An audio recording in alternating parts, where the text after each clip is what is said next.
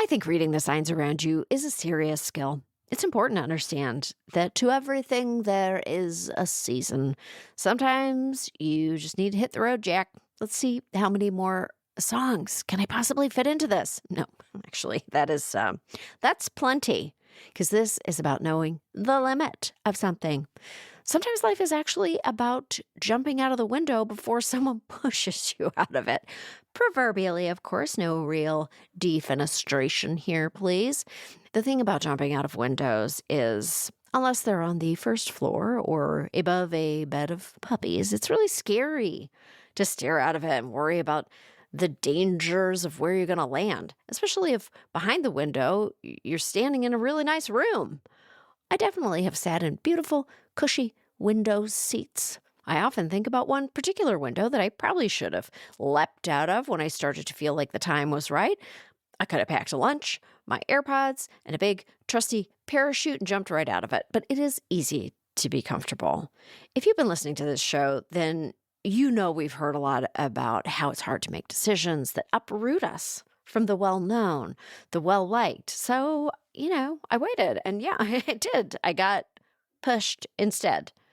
I wouldn't quite say that I landed in a bed of puppies, but I'm very happy with where things are now. I often think about whether I should have jumped when I had the opportunity. I think it might have felt pretty good.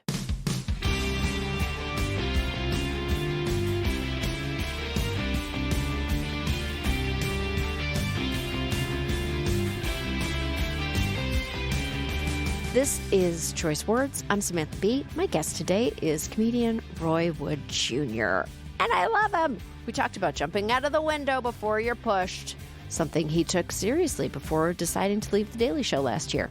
He's so thoughtful and so funny, and I can't wait to see where he lands. You can find him on tour now in a city near you, so check out his tour dates online, see if he's in your neighborhood. Until then, take a listen and make good choices.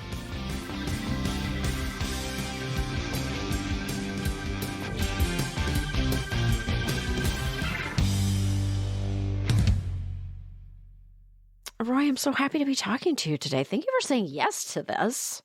Why would I not? I don't know. You affirmed something I suspected that I did not know, but I always wondered. Oh. And it was like the night we met was Trevor's first night at The Daily Show. Mm-hmm. And you came to the taping, mm-hmm. and it was like hugs and kumbayas and, right. All of the shit. Right. And I was like, oh, okay, so the people who have worked at this show still like each other, and like there's a weird fraternal sorority, mm-hmm. societal, you are one of us now, hello, welcome to the League of Shadows, whatever. And it was like, I don't know, I've always told people that anytime I've run into Daily Show alum who graduated mm-hmm. before me, it's like running into someone that went to the same high school as you. 100%. And it's like instant love. Yes. And like between Colbert and I the first time I met John Oliver was walking past mm-hmm. a fucking sushi spot.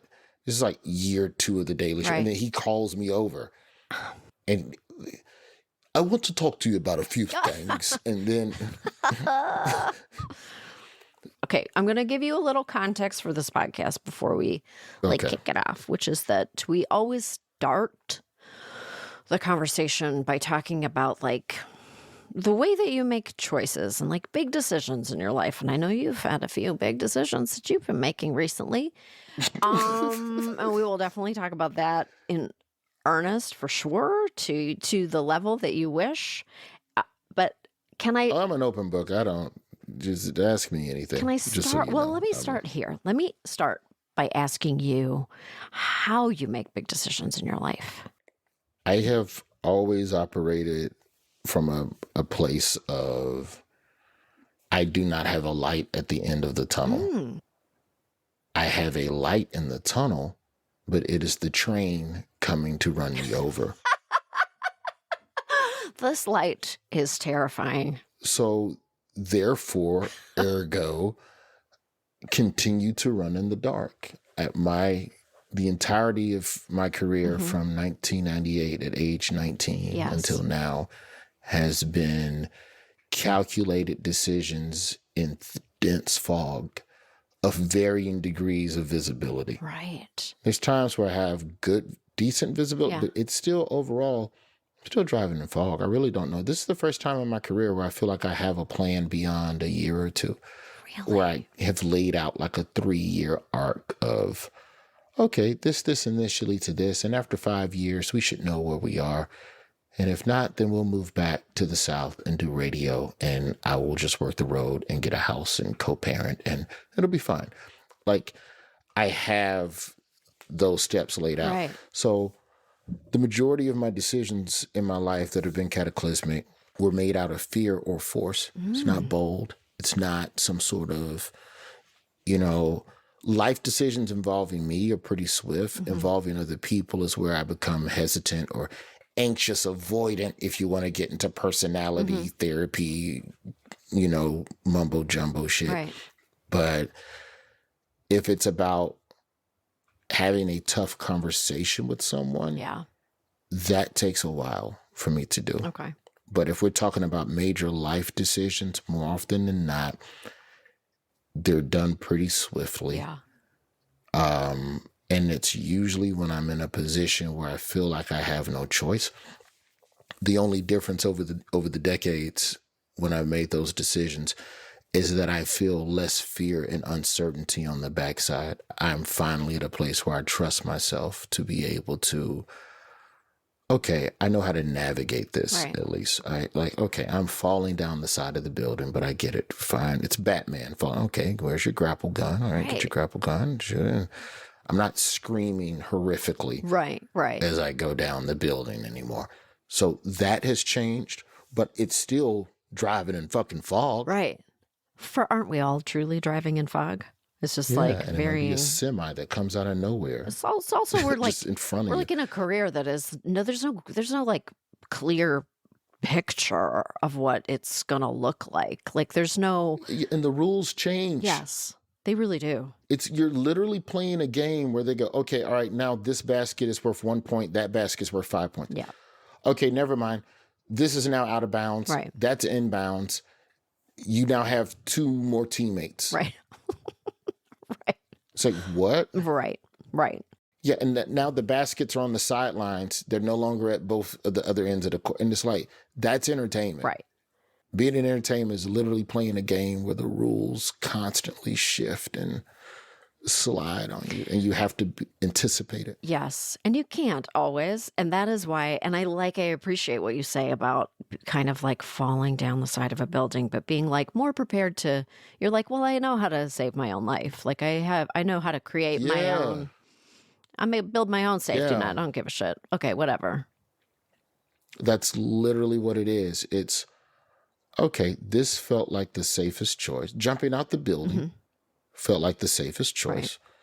Right. Now I have to figure out how to land. Right. And much like in Batman or Spider-Man, like Act 1 of any superhero movie where they're figuring out how to do the thing, I'd land weird on fire escapes and fall and tumble into dumpsters.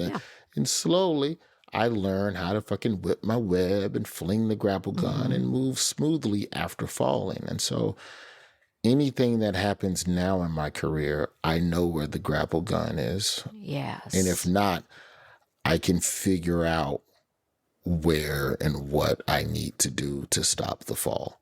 And I feel confident in that. I love this.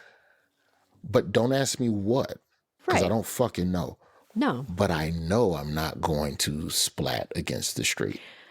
That much I know for sure. I know that too. And that's like a gift, right? That's, in a way, it's not like it's not, I don't know. It's not like it's not going to be hard. It's a muscle. But it's muscle. I've had the gift of choosing to jump out the window a couple times and being kicked out windows a couple times over my career. And just after a while, you learn how to, this will be okay. I know what I need to do.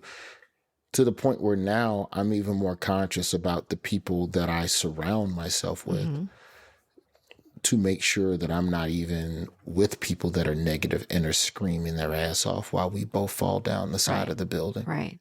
It's like you've spent so long building skills that you have built this entire, it's like brick by brick, you've built yourself to the point that there are just certain things that no one can ever, no matter what happens, no one can ever take the skills, your skill set and no one can ever take that. You cannot, but you also have to remember, you have to look at how my career started, and then it connects back to my ideology in this. When I was 19, I got arrested for stealing some jeans at a store. And so we had a credit card, and we stole a credit card, and we went and bought clothes with the credit card. We just wanted to look fresh for some girls. Sure. I was not funding Al-Qaeda as was accused by federal investigators at the time. But you're just a young teenage kid. You're trying to take opportunities, and it's petty, but it got me in a lot of trouble. Yeah. It got me in a lot of fucking trouble. And so being told at 19 that you're going to go to prison by your court-appointed lawyer, you're like, oh, well, life is over. Well, until sentencing, I guess I'll do some comedy. That seemed like something I always wanted to do. I'm going to die in jail, so fuck it. Right. Let me try and do comedy. So I would go over to Florida State, and I started doing stand-up. I went to Florida A&M, but I didn't want to do comedy on campus with my classmates because, the get booed factor. Yeah. That's November of 98. Fast forward to February, I get suspended from school officially because it's a violation of, student code of conduct. And I get suspended from school essentially the same week, maybe the week before. I get my financial aid check for $7,000 to pay for classes that I'm now suspended from. Right. So I don't have to pay for these classes, but the FI-aid disbursement already went through. So now I'm 19, I'm 20 years old at that point, and I have $7,000 in my hand. My sentencing is in 4 months. And I'm like, well, fuck it. I'm going to travel and do comedy now. I'm tired of just doing open mics in the city and sneaking into FSU student talent shows. To show you how little I learned my lesson, to help me sneak into FSU shows, I got a fake Seminole card. You're fucking awaiting sentencing. Let me get some fake IDs. Yeah. Perfect. But not to drink. No. Not to drink alcohol. I need a Seminole card because they had that stupid scanner at the student events to make sure only students were getting in. So I went to a fake ID guy. I met a fucking fake ID guy. Yes. So I have $7,000, and I'm being told by my lawyer that I'm going to go to prison. So, all right, well, if I'm going to prison in a couple months, let me start booking open mics in other cities around the South. I find this so funny. It's like, well, you know what? If I'm going to prison, I'm going to die there. What the fuck else do I have to do? I got nothing left to lose. Let me stand on a stage and do some jokes. I'm going to prison for a couple of years. You get out, good behavior. I'm going to fucking die in prison. Right. Because the things that happen in prison, I'm not going to let happen to me. And then they're just going to beat the shit out of me every day. Right. And that's just what it's going to be. Right. So before I go get the shit beat out of me, I'm going to take a Greyhound to Charlotte and perform at the Comedy Zone. And this will be a nice little fun. Finally did the thing that I was too scared to do when I was 14. Right. And I'll finally do it. And that's what I did all spring. I worked at Golden Corral 20 hours a week to make sure my rent was covered. And I traveled and I did comedy. And I fell in love with it. And then I went to sentencing, and the fucking judge gave me probation. And so now I'm literally standing in a courtroom, and this man has handed my life back to me. Right. My apartment was packed, dog. Boxed up. Wow. With instructions on what to do with my shit. I was donezo. Because as far as I knew, they were going to sentence me and then reprimand me into custody on the spot. Right.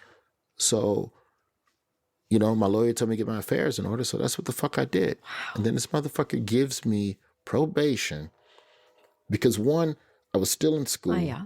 My grades were decent, and it was first offense. Right. So, and a bunch of people wrote letters. Right. A gang of people from my past and professors and shit. They wrote letters. Yeah.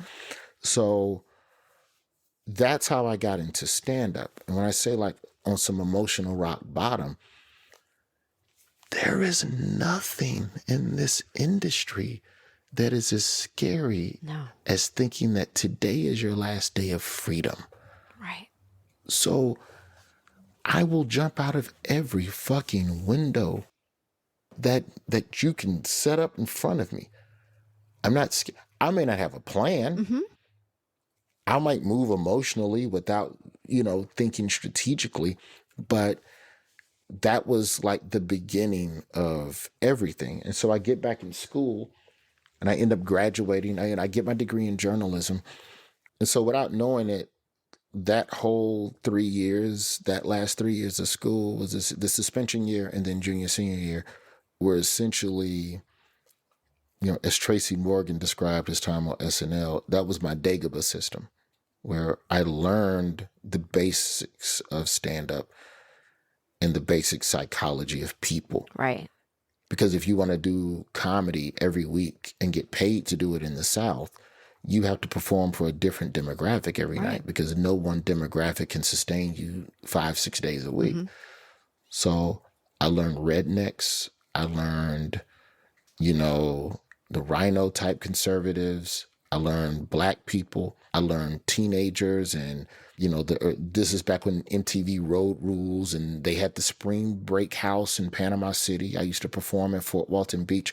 I learned the blue hairs from performing at the casinos, and you start learning the common denominators. But perform for troops at any fort base you can name, from Clarksville, Tennessee, down to Maxwell and Fort Benning in Georgia and Montgomery. I did it. Right. So I learned and met every type of American for the first 9 years of my career before I moved to Los Angeles. Right. And so those years were essentially, learning people. And it gave me the ability to be broad, because I had to figure out a joke that made all of those demographics laugh. Otherwise, you're writing a different set every fucking night. Right. And that's crazy. So one night you're being offered to be paid in cocaine by some dope boys. And then the next night, literally the next night, you're performing for a bunch of 20-year-olds at Howl at the Moon in Fort Walton. Mm-hmm. And then the next night you're in Biloxi at Casino Magic perform. No one in the room is under the age of 65. Right. What's the joke that's going to connect those three people? Want to listen to the rest of this episode? Head over to your favorite podcast player to hear the entire show. I highly recommend it.